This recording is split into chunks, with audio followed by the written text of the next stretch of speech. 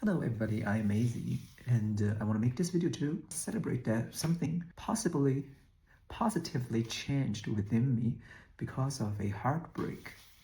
I recently experienced a heartbreak which really shattered my soul to so many pieces, and I have to do a completion process, a really deep completion process, and many kind of parts work to put myself back together so I can work for you. And however, although I'm not going into the details about this incident, I find that that heartbreak actually changed me for good. Because after this heartbreak, after I figure out all my patterns of trying to please men, trying to rescue men, just so that they can love me, I've decided not to do it ever again. And not only did I feel stronger after I recovered, that I made decision not to compromise myself, try to please men. Also, I swear to myself I would not give myself out to people, to men who would not truly take responsibility for me. I find a lot stronger, to be honest, because I no longer look for this perfect guy outside of me.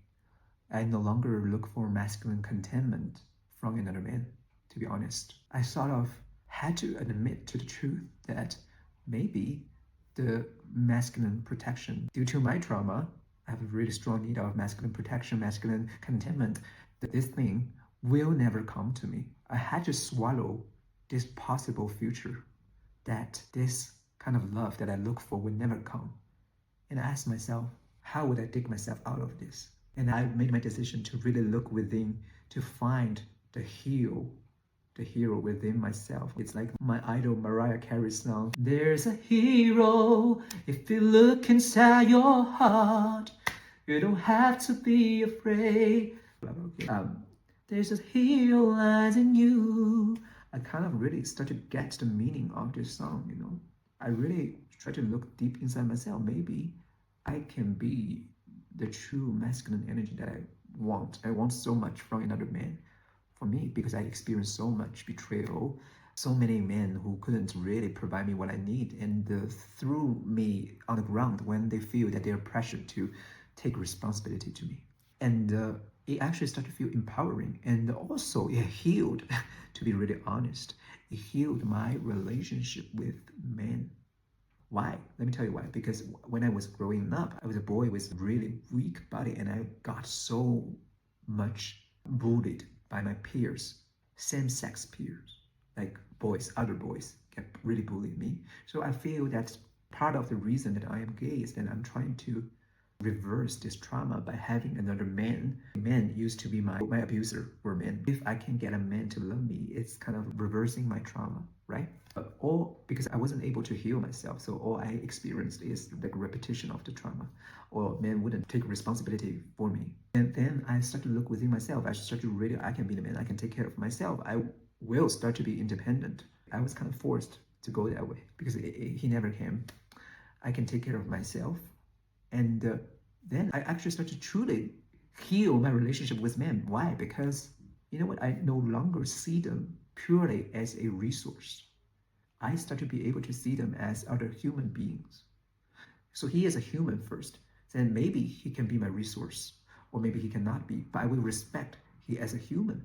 Then because I don't have that much need towards the men I encountered, my relationship with them becomes nicer. That's funny, right? I made 2 friends, male friends tonight, without other motives. That couldn't happen to me before. Because, to be honest, before I experienced this heartbreak, before I experienced my own shadow work healing or my own completion process or a bunch of that, to me, a man is either an enemy, which means that he might bully me, or somebody who's so unawakened, another kind of species, a threatening species, because I equal them to predators, because I was a prey animal in my childhood. So he's either an enemy, an abuser, a potential abuser, maybe a potential threat, which I don't want to really get close with, or he is a potential resource who can provide me with protection, love, care, or sex. That's how I used to view men. So it's like really too extreme. There's never a middle ground.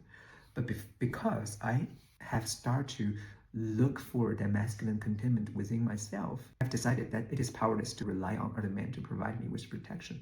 I started to really think about take care of my own vulnerability, take full responsibility of my well-being on my own hands, because my dad didn't do it for me, my ex-boyfriend didn't do it for me, and I'm so fucking disappointed. I no longer want you to do it for me because you can't. I'm gonna do it myself. Until maybe I meet somebody who might be qualified to do part of the work for me. Before it's like, somebody take care of me. If you want to take care of me, please. I'm no longer in that space.